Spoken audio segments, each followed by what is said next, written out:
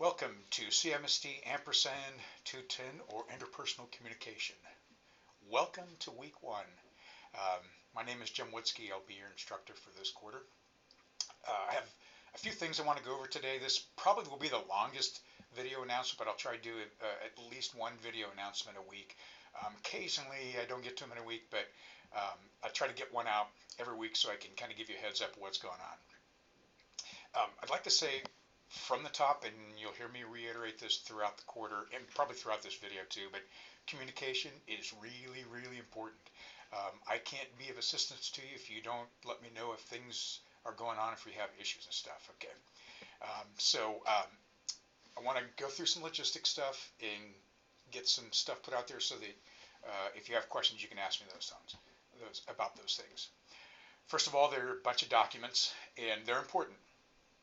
If you go to the syllabus tab on our Canvas page and you click on that, at the top there will be three documents. The top one is the syllabus. It's a generic syllabus for this class, but check it out so that you have some understanding of the general idea of this class. They're pretty generic and they don't give us a lot of information.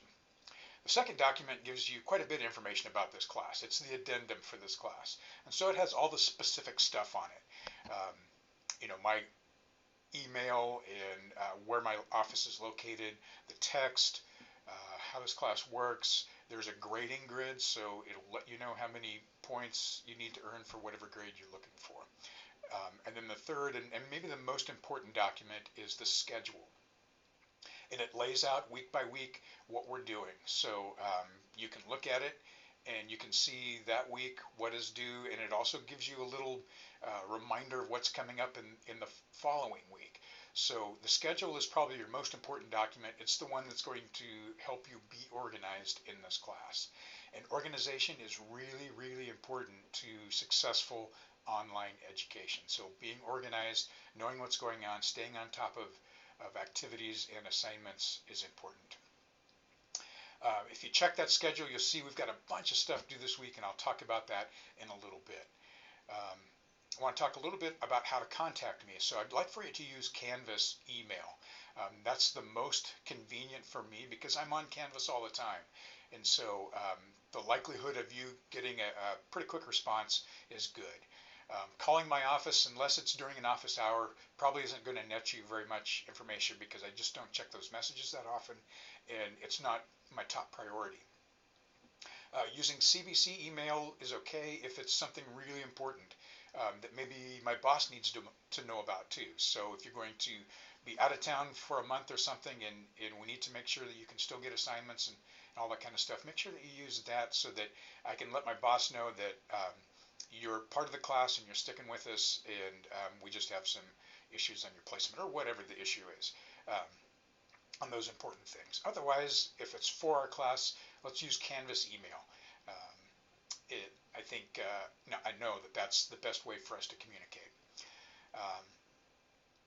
My office is in the SWL building. My office hours, so Monday through Thursday, I'm here from noon until 1 o'clock for drop-in time. So you don't need to make an appointment or anything, just come by, and as long as I'm not with another student, you can certainly just come in and we'll chat about whatever you need to chat about. The important thing is that also Monday through Thursday, every day, every one of those days from 1 o'clock to 1:30, I'm online. And so if you have a question and you need an answer right away, that's the best time to contact me because I'll be on the internet and looking for emails from students. Okay, so 1 to 1:30, Monday through Thursday is dedicated online time, and it's really for you guys. My other classes, I get to see them face to face, but for you guys, I want to make sure that there's a time set aside where you know that you can contact me. So that virtual office half an hour is from 1 to 1:30, Monday through Thursday. On Fridays, if that's the day that works out best for you, we can make an appointment to meet or to do any online communication.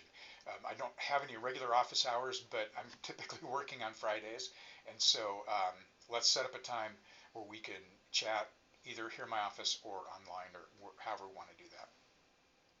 So I want to talk about this week. There's a lot of stuff, but a lot of it's logistical stuff and a lot of it's communication stuff. To be successful in this class, you have to be able to communicate with myself and with your classmates. And so We want to make sure that we know how to do that and the avenues that we have for um, contacting people. The first thing that I want you to do, if you haven't already, is I want you to view the PowerPoint for this class. It has a lot of good information and it can help you be successful in this class. And to make sure that you view that PowerPoint, there's a quiz on that PowerPoint afterwards. So do those two things. View the PowerPoint, take the PowerPoint quiz. The intro assignment will help us get to know each other. Some of you have already started it. It's pretty easy. There's a description of the things I want you to talk about in your post on discussions. So you're going to open up a discussions post of your own and basically follow the format that I've set out for things that I want you to talk about yourself so that your classmates can get to know you. The other side of that is I want you to reply to at least 5 of your classmates' introduction posts. Okay, so that means that you're reading their post and commenting on the information they've put in it. That one's easy. Maybe it's a little time consuming, but it's relatively easy. Another one that's pretty easy, but it can be time consuming, is to find someone who. And this guarantees that you're going to contact all of your classmates. So if you look at that document, I want you to make sure that everyone's name is listed on that document someplace with one of those descriptors, okay? So make sure that you have all 19 of your classmates' names on there someplace. To do that, there's a few different ways you can do that. You can do a discussion post, you can send out an email. I don't care how you do it, but I want you to make sure that you have contacted everyone. There's a text activity, so what that does is it gets you into the text. I want you to preview the text. Looking in text is really good. It's one of the best that's out there, and if there was a better one, I think that we would have chosen it. But it is organized well, and Ron Adler does a good job of explaining information. There's some things that are a little confusing, but for the most part, it's really well laid out. This is a lot of information, I know, but take some notes and make sure that you are looking at the things I'm asking you to look at. There are 2 other documents that are really, really important, and they'll be accessible to you throughout the whole quarter. One is a guide to assessment construction, and it tells you how to do an assessment, which is one of the assignments that we do for chapters. Okay, so some chapters will have an assessment that is assigned to it. And this document takes you through how to do an assessment. Essentially, you're using a scene from a television show or from a film to explain part of a chapter. We don't have an assessment due on chapter 1, but we do have one coming up on chapter 2, I think. We have a quiz for chapter 1, so that's the chapter information that I need from you as a quiz. So before you do the quiz for chapter 1, do a couple of things. One, go to the document quiz requirements. Okay, it gives you a couple of good examples of how to answer quiz questions and a couple of examples of how not to answer quiz questions. Okay, quiz questions they're multi-layered typically, so I'm asking for more than one thing. And so make sure you read the full question and answer the full question.